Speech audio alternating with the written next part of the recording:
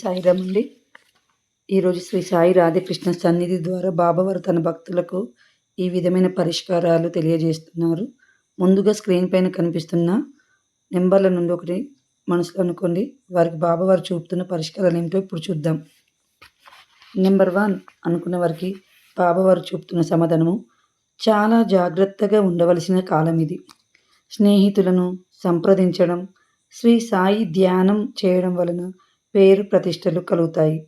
మీరు ఏ సమస్యతో ఈ నెంబర్ తీశారో బాబావారు చాలా జాగ్రత్తగా ఉండాలని, ఈ సమస్యను ఫ్రెండ్స్తో చర్చించి శ్రీ సాయిని ధ్యానం చేయడం వలన మంచి కలుగుతుందని తెలియజేస్తున్నారు.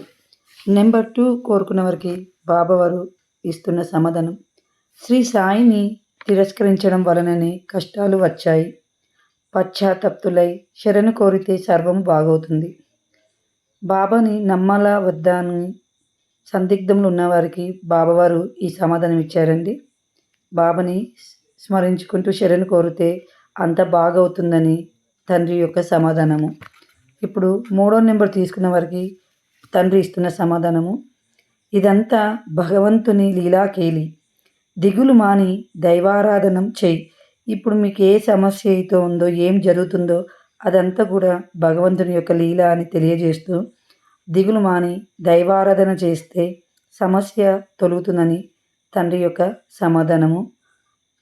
కాబట్టి తండ్రి పైన భారం వేసి దిగులు మాని దైవారాధన చేయాలని కోరుకుంటూ అందరికీ సాయిరాం.